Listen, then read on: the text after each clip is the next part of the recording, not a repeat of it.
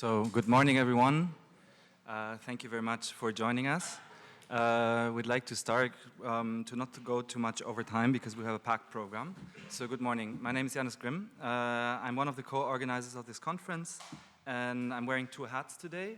So, because I'm both part of the Interact team at the Center of Interdisciplinary Peace and Conflict Research at Freie Universität Berlin, but also a member of the board of the Institute for Protest and Social Movement Research, the IPB, which organizes this conference since 2013. And in this sort of hybrid role, I'm very happy to welcome you all to what will hopefully be 2 days of intensive discussions, debate, exchanges, etc. And incidentally, the place where we're opening this conference, this Henry Ford building that you've just seen, is also commonly considered as the location of the first sit-in in Germany, in Germany's post-war history in 1966.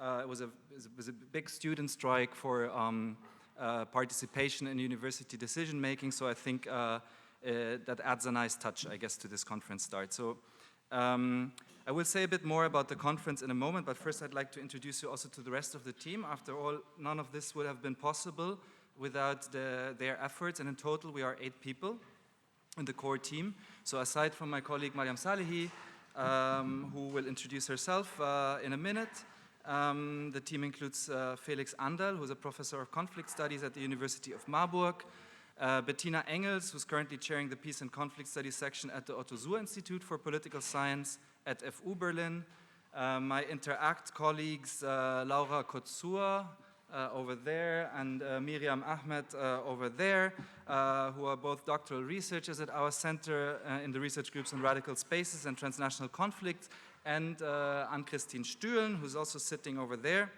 who's a doctoral researcher also at the University of Marburg, and who merits a special thanks as she did a large part of the legwork of this conference. So thanks a lot. So I know we only just started this conference. It's usually wise to wait with praise until the end, but still I don't want to miss this occasion to say a heartfelt gratitude to all of you of the team and for your stamina in putting this event together. It's not taken for granted, this commitment is exceptional and it's very much appreciated, and this also particularly includes our student assistants, Joy Wang, Malte Kahnefeld, Joscha Dreher, and Elda Berecha, whom you probably meet at the registration desk, or who will show you the way if you're lost, and who you're also happy to engage with during the conference. So during the conference, you can recognize everyone of the organizing team by the rainbow-colored badges. So if you have a question, or rather a comment and a question, then please feel free to address them to us. So that being said, let me say a few words, please, about the IPB and how this conference format came into being in the first place. So the Institut für Protest- und Bewegungsforschung was founded 10 years ago with the intention to fill sort of a gap in academic research. Because back then, as much as today, protests were omnipresent, so from street marches to civil disobedience to mass uprisings.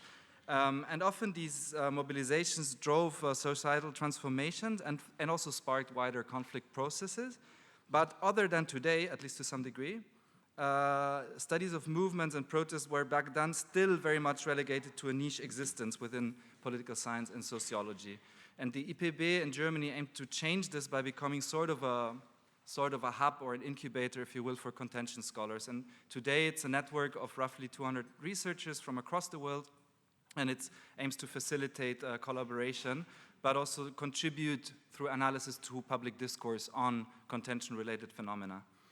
But as we know, sort of social networks need also a spatial anchor to sustain themselves, and this is how this annual conference came into being. So since its inception in 2013, it developed into what I believe is one of the central periodic encounters for scholars of protest and contention. And what we'd like to try this year is actually to cast the net a bit wider, even beyond disciplinary boundaries. So this year's IPB conference, which is the largest thus far, by the way, is dedicated to exploring the intersections of peace and conflict studies and social movement studies. And over the next 2 days, we hope to explore how both fields and their repertoires intersect, how they can benefit from each other. And we look forward to a very rich program with 25 panels, an evening roundtable tonight, over 200 participants all across Europe, from all across Europe, and some even from further away. And we hope that these days will provide you with a lot of occasions for exchange, for discussion, to continue building these lasting networks, such as the ones that the IPB has been fostering over the years, And with that, I have the honor to introduce Professor Dr. Blechinger-Talcott, who is the Vice President of FU Berlin, who has personally been very, very committed to supporting research, and especially interdisciplinary research on peace and conflict and contention at FU Berlin, and who has agreed to say some words on behalf of the FU Presidium. So thank you very much. Professor Blechinger-Talcott, the floor is yours.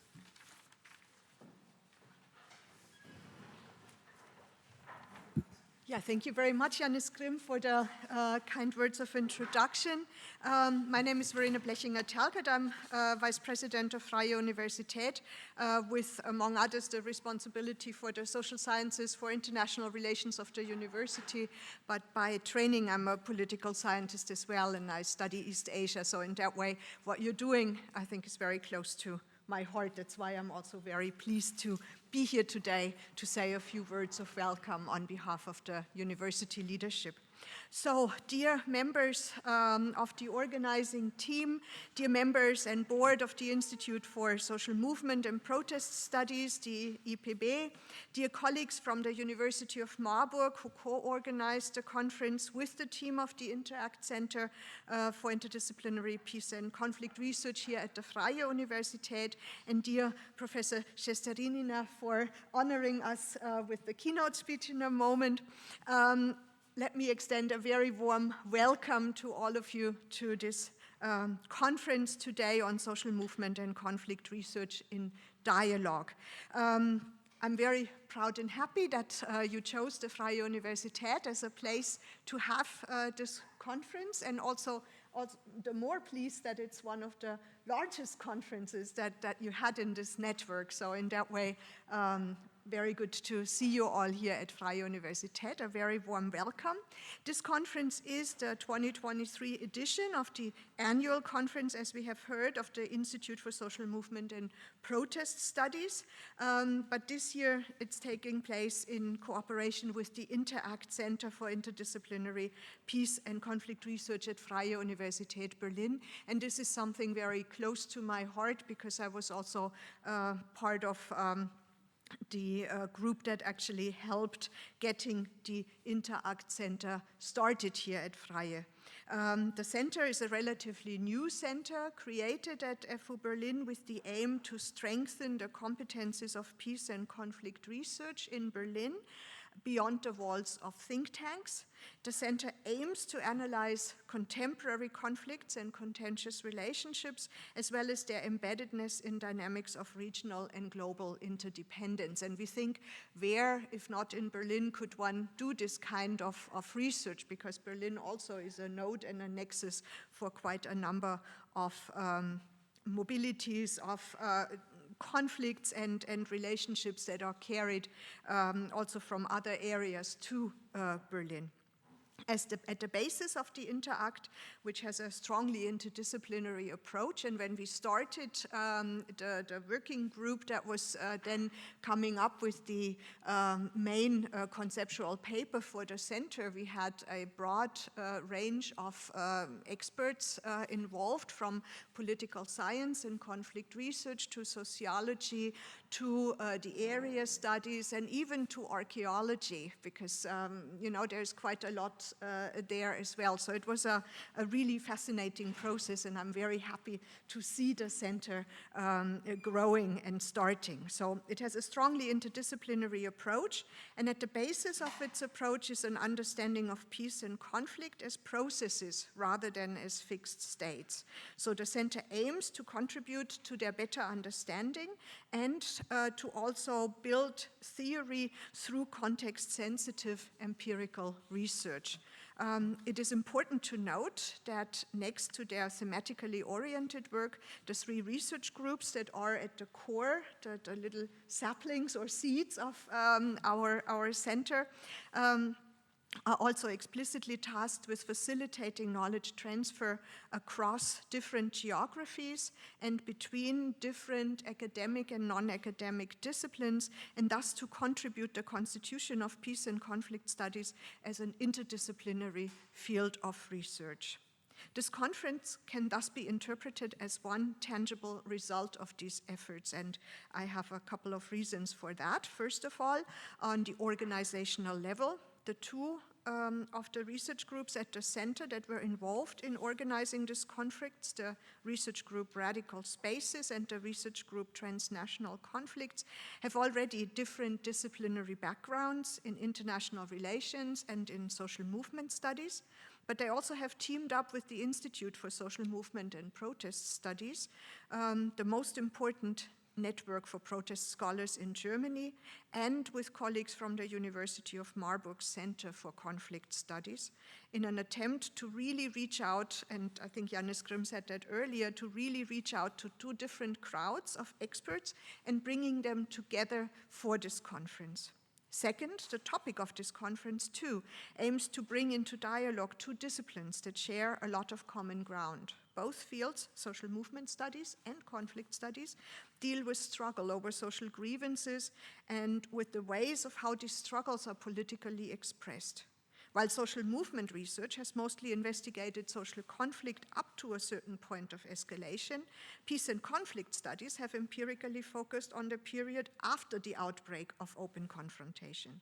But as a range of recent crises show, and just to mention a few, the war in Ukraine, the situation in Artsakh-Karabakh, the civil war in Sudan, the rise of right-wing militancy across the globe, but also climate crisis and social mobilization that has been sparked by climate crisis, these lines are becoming increasingly blurred. So you don't know where does something start, and therefore they necessitate more cross-disciplinary exchange. And on that note, this year's annual conference of the Institute for Social Movement and Protest Studies is dedicated to exploring exactly these intersections of peace and conflict studies and social movement studies. And I'm really excited that you're all here. I wish you very lively dialogues and exchange. I hope that similar to what Interact tries to build at the Freie Universität, that you also at the end of this conference come home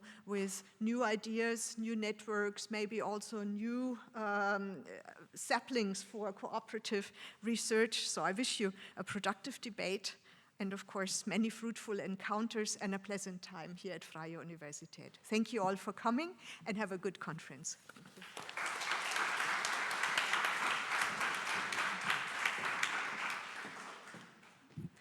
Thank you so much, Professor Blechinger-Talcott. My name is Mariam Salihi. Thank you for the introduction, Jannis. So I'm also working here at Interact, conducting the research group on transnational conflicts. And we are very happy to welcome Anastasia Shesterinina today as our keynote speaker. Anastasia is professor and chair in comparative politics in the Department of Politics at the University of York, where she holds a UK Research and Innovation Future Leaders Fellowship and directs the Center for the Comparative Study of Civil War. Before coming to York, Anastasia worked at the University of Sheffield and at Yale and earned her PhD at the University of British Columbia. We invited Anastasia to open this conference and are very glad that she accepted our invitation because her previous and current research perfectly fits with and shapes the conversations we aim to have at this conference. Based on intensive fieldwork in contexts such as Georgia, Russia, and Abkhazia, as well as Colombia, she explores the internal dynamics of and international intervention in contemporary armed conflict. Of particular interest for us today, she focuses on social mobilization in these contexts and how ordinary people take mobilization decisions in times of war and uncertainty. Anastasia has also actively shaped debates on transparency in political science, in particular in sensitive qualitative research with human participants. Her writing on mobilization in civil war as a social process, ethics, empathy, and fear, as well as transparency in research on violent conflict, has been published in leading journals such as the American Political Science Review, the Journal of Peace Research, Perspectives on Politics, and the European Journal of International Relations. And her book, which I highly recommend, Mobilizing in Uncertainty, Collective Identities and War in Abkhazia, came out with Cornell University Press in 2021 and has won the 2022 Charles Taylor Book Award of the American Political Science Association's Interpretive Methodologies and Methods section and Harvard's A.C. Davis Center Book Prize. Lastly, I would like to mention that we should all look out for a volume Anastasia co-edited on uncertainty in global politics, which is coming out open access with Waldbridge in November. Thank you so much, Anastasia, for giving the keynote today. I'm very much looking forward to the talk, and I don't want to take any further time and hand over to you.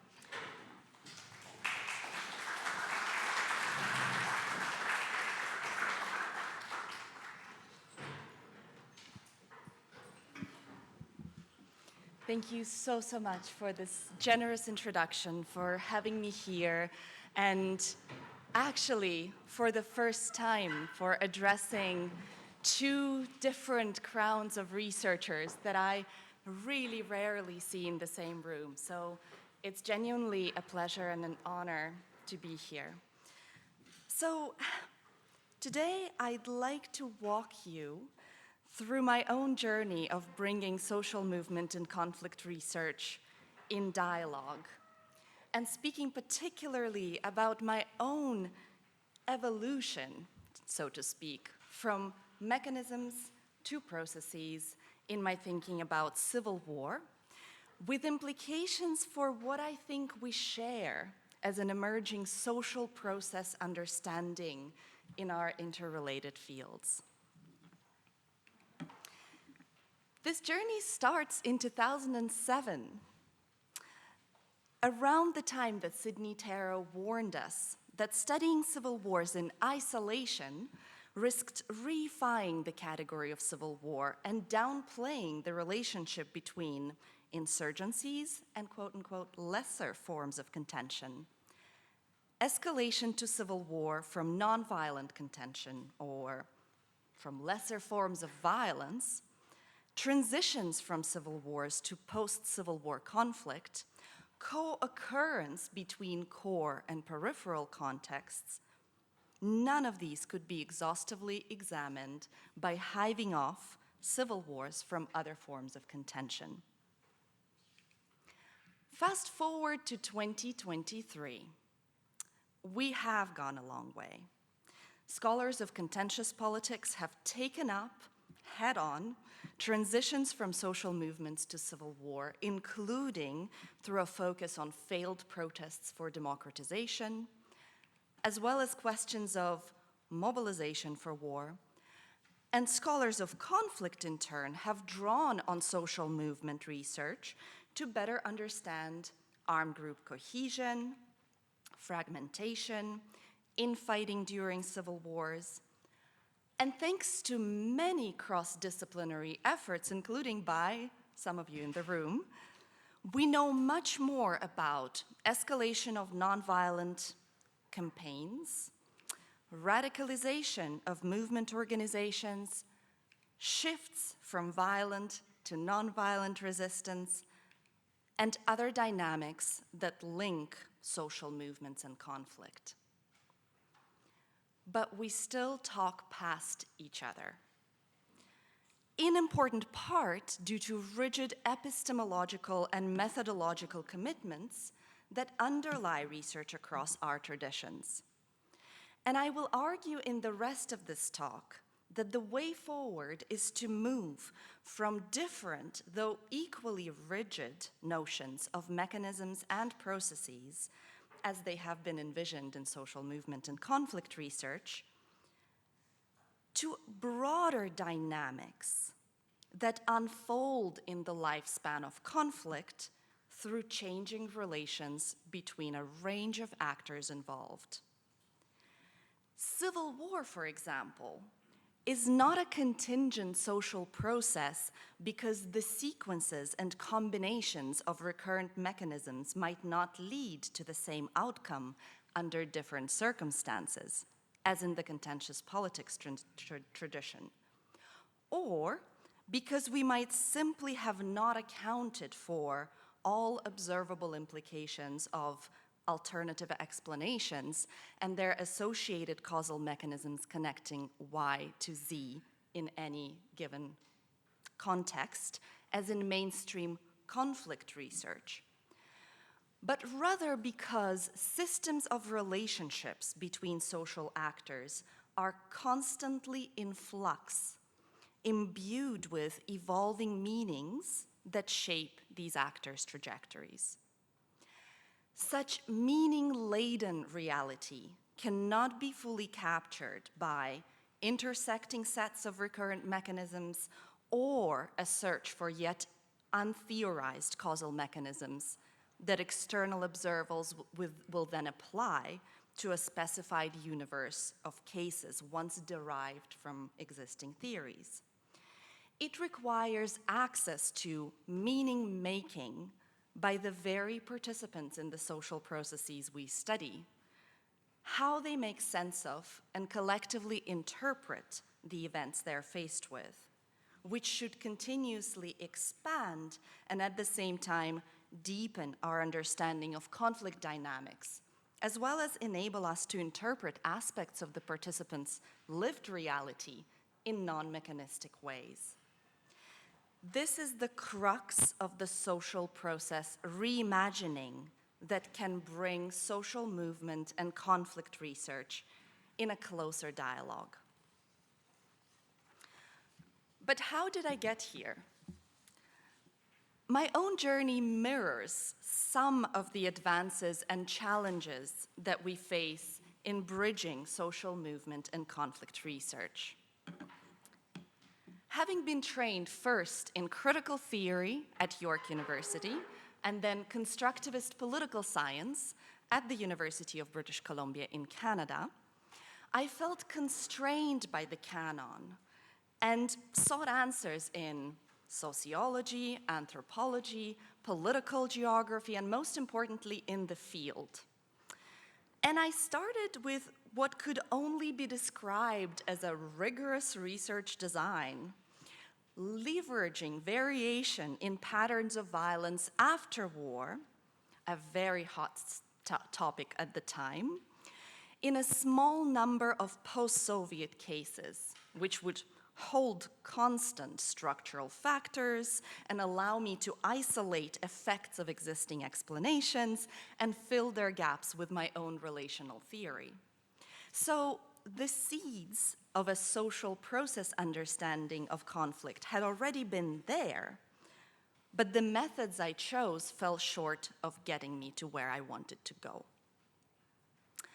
Abkhazia, which is a breakaway territory of Georgia in the South Caucasus, was one of the selected cases, and I began my fieldwork in this isolated de facto state because of wide variation in post-war violence within it.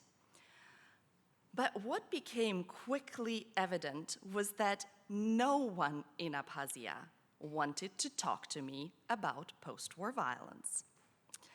Instead, unexpected questions emerged through my conversations with potential research participants that took my study in a completely different direction. I got puzzled by the mobilization of a relatively small group in a war against a significantly larger and better armed state opponent. Not only were the Abkhaz at a disadvantage in manpower and arms when the Georgian-Abkhaz War of 1992-93 began, but intergroup clashes before the war also demonstrated quite clearly the dominance of the Georgian group and the repressive capacity of the Georgian state to crush Abkhaz dissent. The 90,000 Abkhaz did not stand a chance before 250,000 Georgians in Abkhazia and a 5 million strong Georgia. Georgia inherited a large share of Soviet weapons in the South Caucasus, whereas the Abkhaz did not have a comparable access to arms. There was a former Soviet military base still remaining in Abkhazia, but nothing compared to what Georgia had. Foreign fighters from the North Caucasus and Russia's armaments strengthened the Abkhaz force during the war, no question, but this support cannot explain mobilization at the war's onset, when it was not available, and when Georgian forces quickly captured most of the territory of Abkhazia with immediate casualties on the Abkhaz side.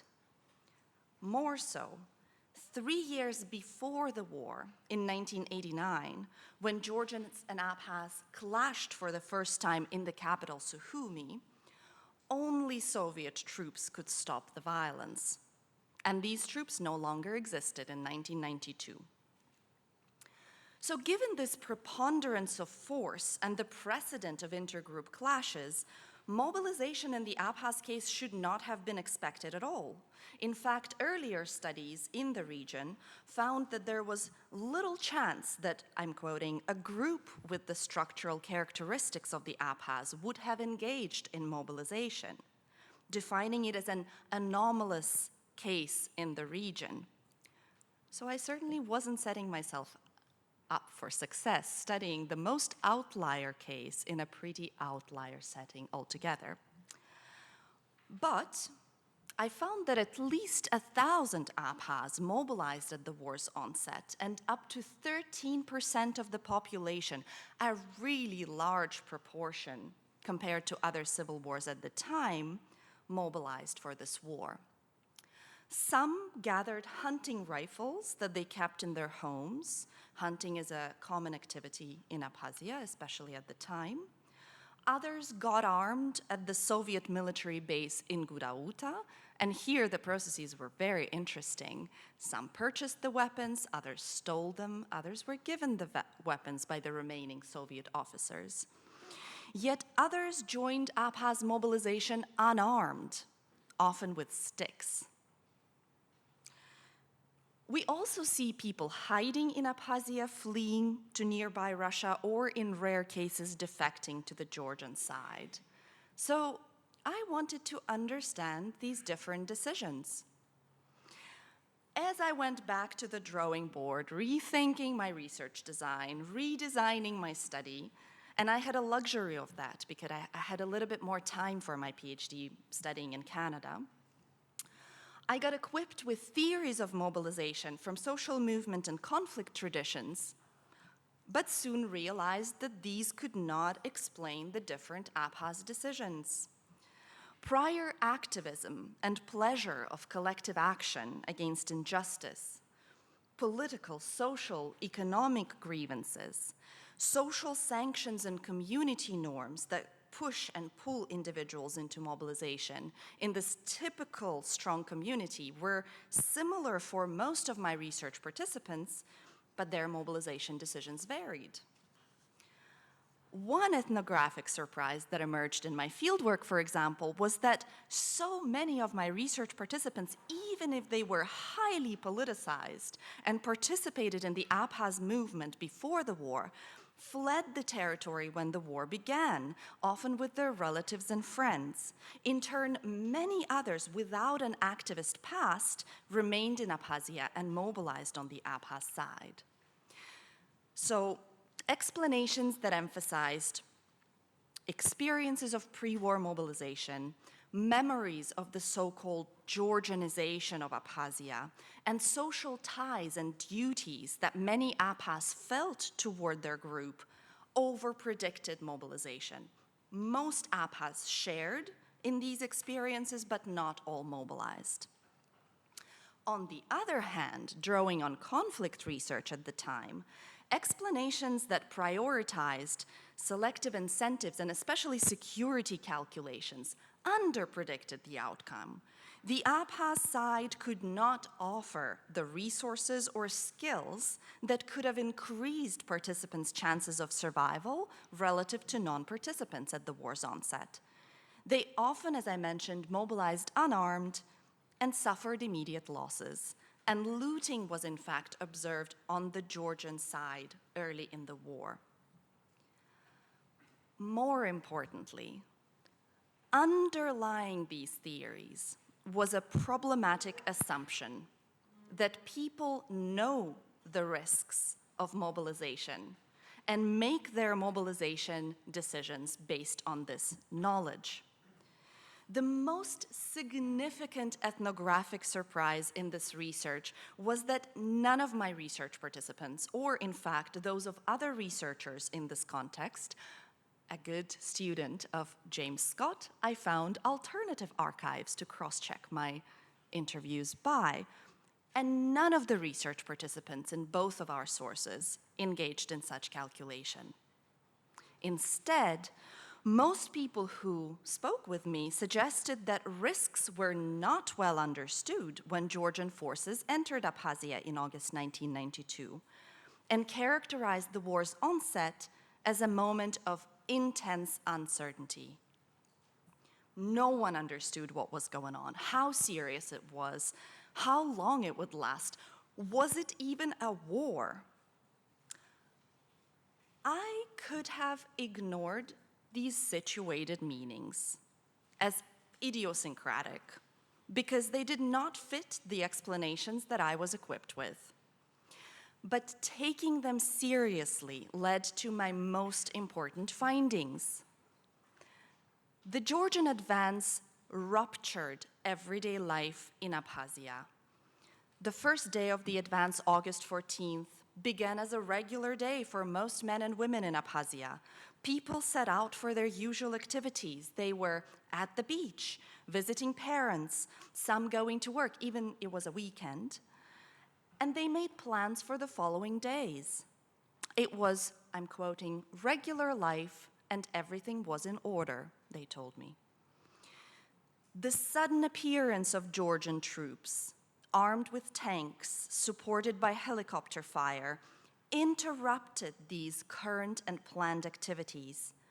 Traffic stopped, people left work and ran to the streets, and traditional gathering places overflowed with crowds. A woman who later joined the Abkhaz force as a nurse remembered, "That day I was making jam. I stood in the garden and cooked on the fire. We usually make a lot of jam. My daughter ran in and said, 'The war started.' I asked, 'War? With whom?' I froze." This rupture posed with unprecedented urgency the questions of whether this was a war, who was threatened by whom and to what extent, and most importantly, how to act in response. And so the question that motivated my study became how ordinary people navigate uncertainty to make mobilization decisions in civil war. To answer this question, I carefully selected research sites that varied in structural conditions and territorial control during the war. And I collected 150 life history interviews with Abkhaz participants and non-participants in the war, along with observations of war-related events, meetings of mothers and veterans groups, everyday life, as well as extensive additional archival, primary materials, including with displaced Georgians and experts in Georgia and Russia. I paid careful attention to how respondents spoke about events in the emotional context of the interview and triangulated these responses within and across the interviews, observations, and other materials. And what I learned from this analysis is that historical and social dynamics interact in mobilization for war. People are not isolated from the history of conflict of which they are part. Their understandings of the conflict and their roles in it change before, during, and after the war, and their social networks can shape different perceptions of threat under conditions of uncertainty, even when drawing on the same shared conflict narrative to direct mobilization to those segments of society that are perceived to be particularly threatened. In my socio-historical approach, then, mobilization starts not with recruitment of fighters during the war, but long before the war, with the formation of what I call collective conflict identities through observation of and participation in everyday confrontation, political contention, including social movement activities, and violent opposition. These are the various repertoires of mobilization that people are exposed to, not just by being members of movement organizations or their relatives and friends, but simply by virtue of living in contexts of intergroup conflict. these experiences matter for how they understand the conflict and their roles in it, and navigate uncertainty of the war's onset. In Abkhazia, decades of experiencing the Georgian-Abkhaz conflict through these repertoires, with memories of Abkhazia's political status change early in the Soviet period, the subsequent Georgian demographic expansion, the closure of Abkhaz schools, the prohibition of Abkhazian language, meant that the Abkhaz interpreted the conflict as aimed at the eradication of the Abkhaz position in society and Abkhazia as a unit separate from Georgia, one with an independent cultural history. These shared understandings were invoked when Georgian forces entered Abkhazia in August 1992 in what I call collective threat framing, whereby national leaders broadly articulated the threat based on this history, which local authorities then adapted to the needs of local defense across Abkhazia, producing a collective notion of the Georgian forces as threatening Abkhazia and the Abkhaz, in contrast, for instance, to other narratives that suggested it was simply a policing action. But mobilization decisions were consolidated in small groups of relatives and friends who trusted each other and shaped each other's trajectories, often in surprising ways. For example, politicized individuals could be convinced by their families to use their political standing to take the children away from Abkhazia. People thus interpreted the risk in different ways and acted based on whom they perceived to be threatened and mobilized to protect.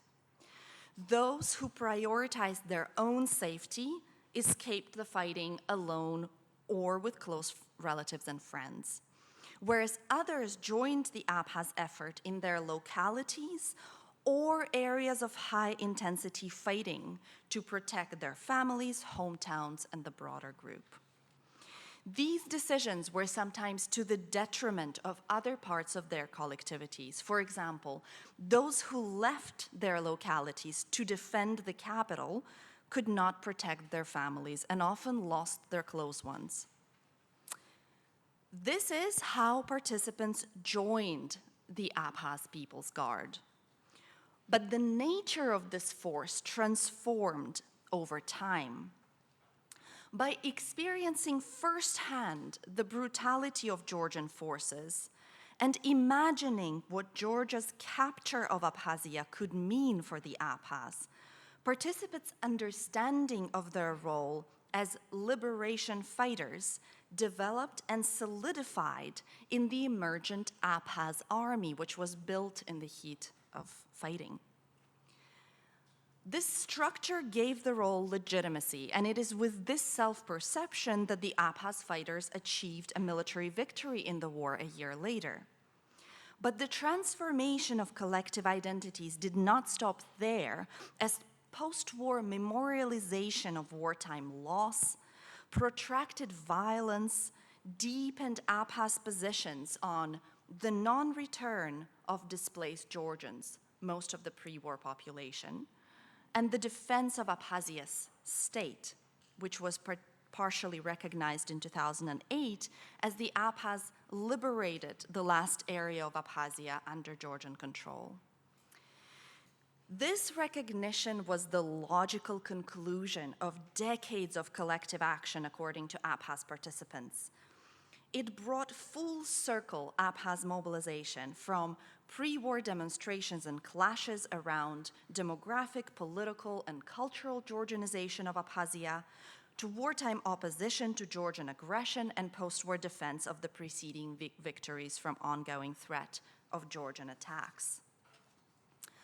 Only viewed from this broader perspective can we make sense of the mobilization for war of a relatively small and militarily weak group against a stronger state opponent, as well as the range of the decisions that people took within this group, with implications for wartime and post-war outcome.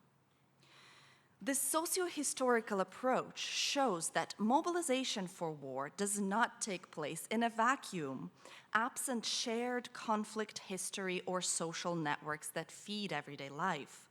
Rather, it is an ongoing process involving organization of and participation in collective action, in which earlier experiences of conflict and immediate social networks at the moment of mobilization interact to affect embedded individuals.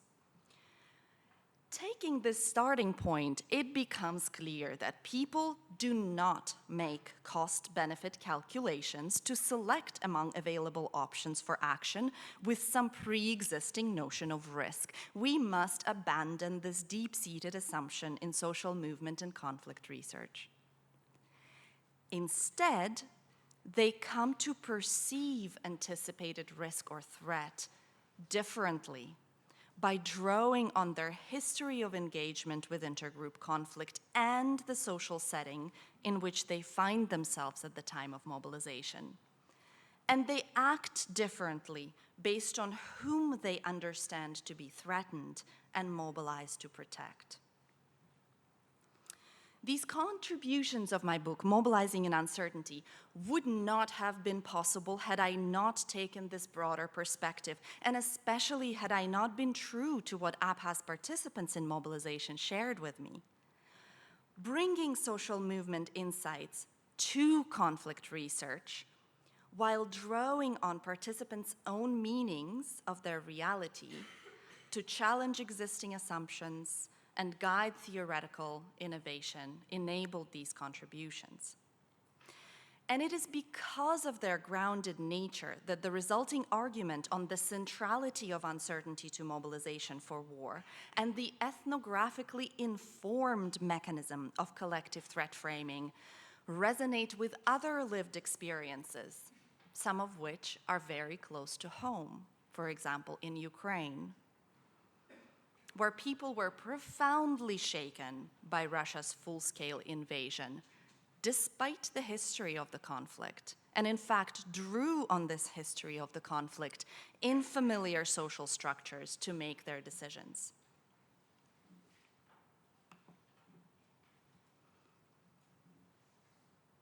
But mobilization is one, even if central dynamic, in the broader conflict.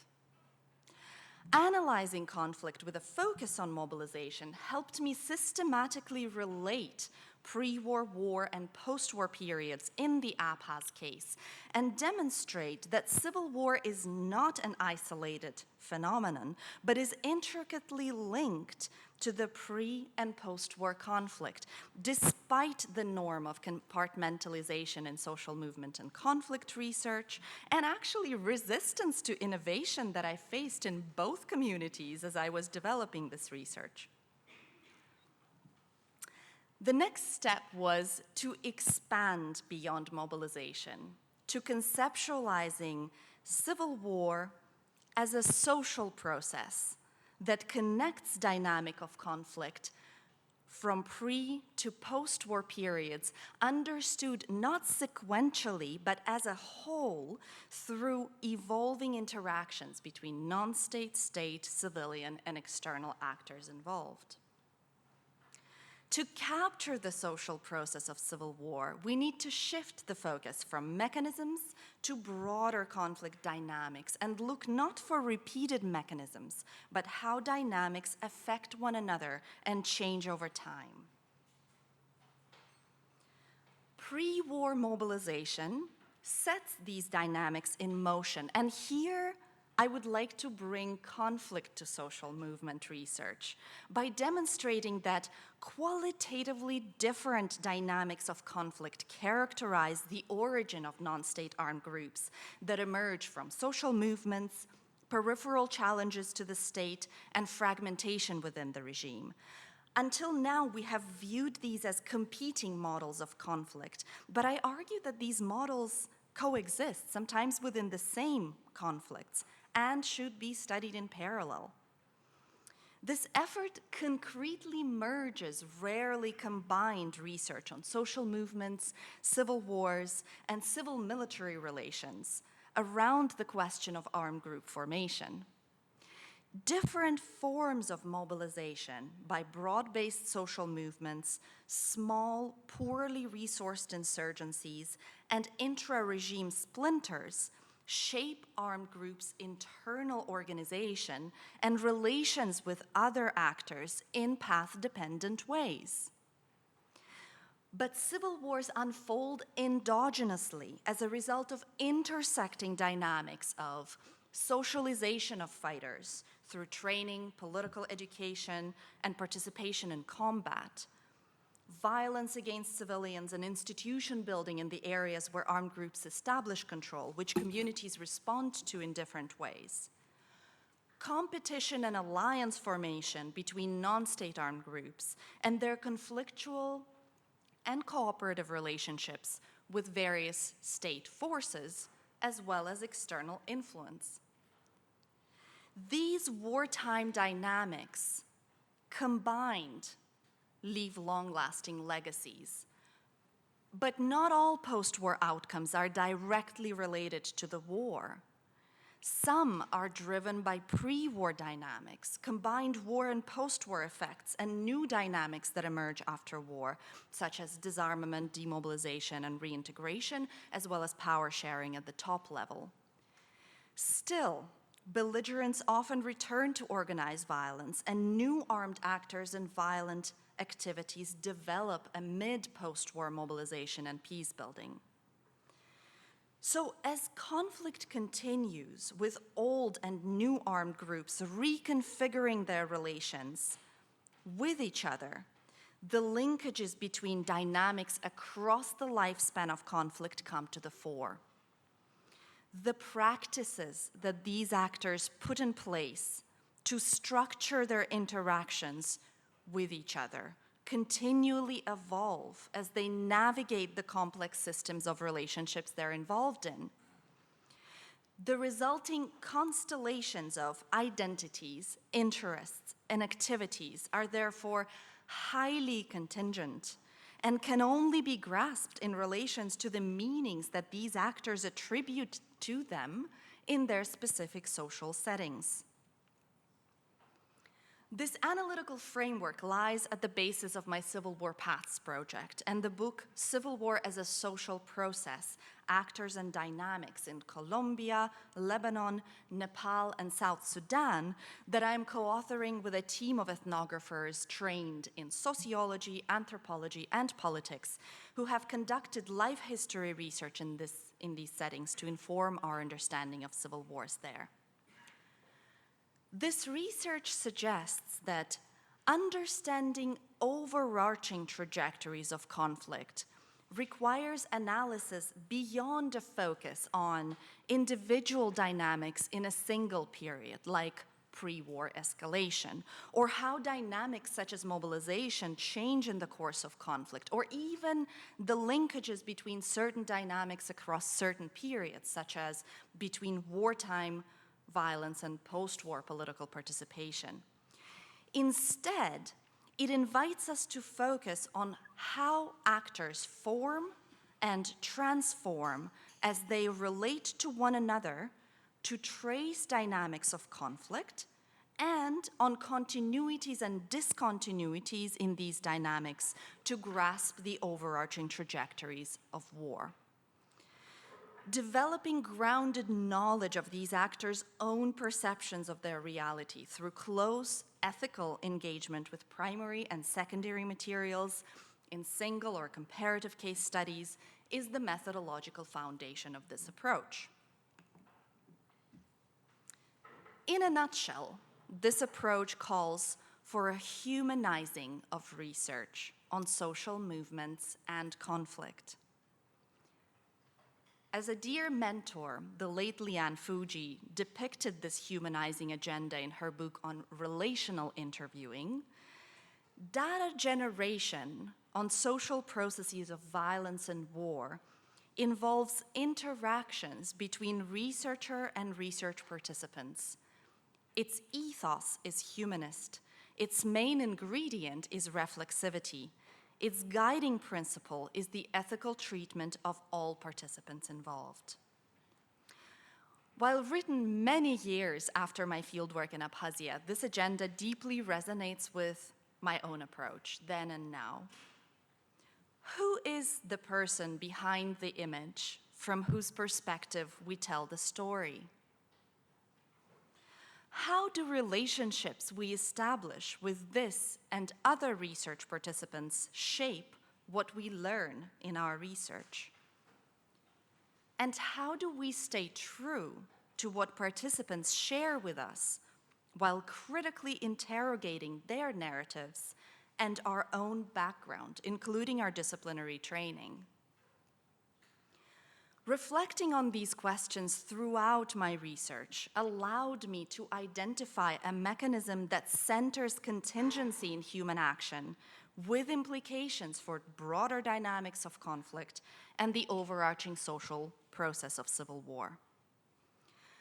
Most of my researcher participants in Abkhazia, as well as in Colombia recently, have been ordinary people who used to be doctors and nurses, teachers and students, farmers and housewives, when they faced extraordinary events of the war's onset and mobilization into armed groups.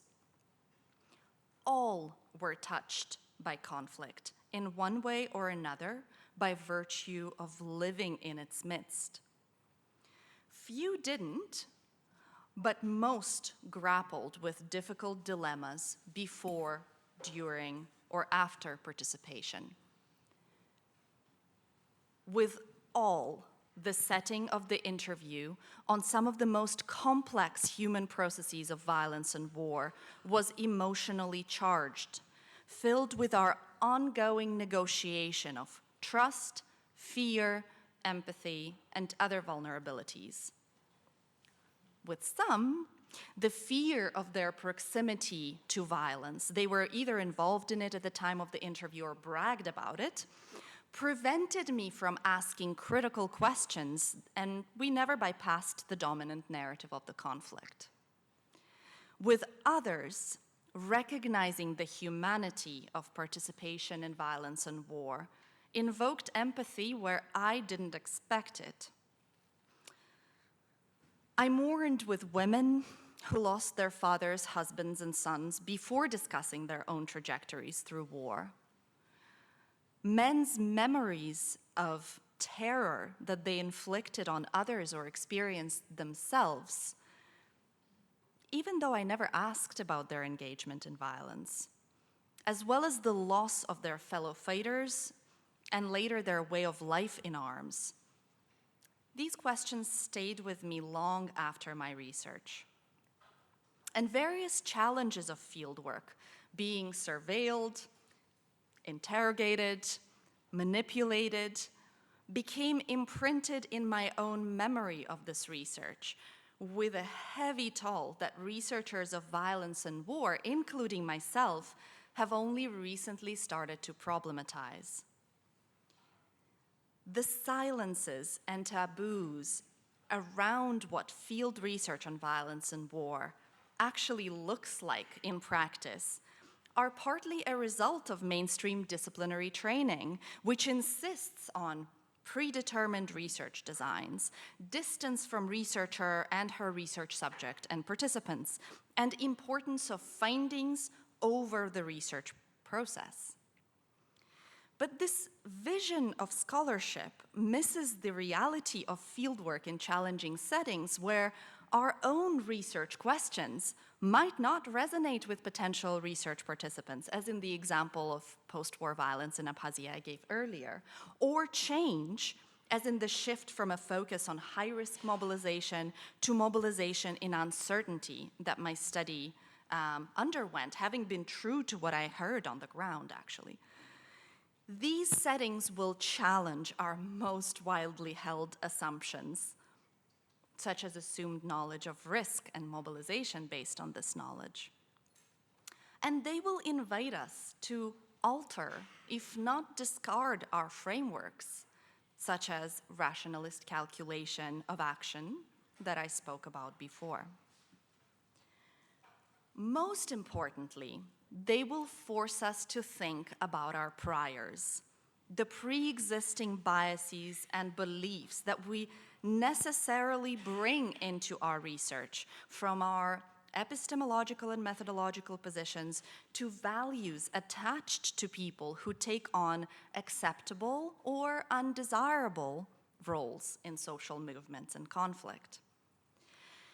These reflections can either be dismissed as unscientific and therefore having no place in the reimagining of our disciplines, or they can be a source of innovation, bringing situated meanings into our analysis of the social processes we study and bridging divides between what participants in these processes see as inseparable aspects of their lived reality.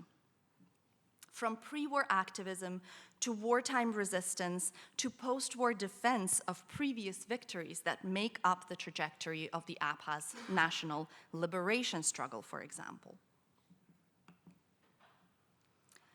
As Elizabeth Wood has argued, scholarly understanding would benefit from increased exchange between scholars of civil wars and social movements as distinct forms of contentious politics. In this address, I propose that one way forward is to broaden our scope from mechanisms to processes by embedding in our theories how participants in these processes make sense of them, even if these meanings challenge our pre-existing assumptions and well-established frameworks. People do not act in mechanistic ways. They face uncertainties, dilemmas, contradictions of violence and war. They interpret these events differently with others, relying on shared meanings that evolve in the course of conflict. As a result, they act differently and change their decisions over time in ways that our frameworks struggle to accommodate. When studying social processes, then, we need to ask, how are these processes lived? And our answers will necessarily highlight contingency underlying these processes. In the context of civil wars, I have related this contingency to shifting systems of relationships that drive conflict dynamics, often in unexpected ways. Viewed from this perspective, civil wars do not simply escalate from contention. Social movement mobilization is one among many paths to civil wars, which unfold through nonlinear trajectories that scholars should disentangle. And if people don't act in mechanistic ways, neither should we. As difficult or unsettling as it may sound, what I am urging us to do is to embrace uncertainty in research, from design to data collection and analysis to our findings, and be ready to revise our understandings in light of shared meanings that our reflexive research brings about. Thank you very much.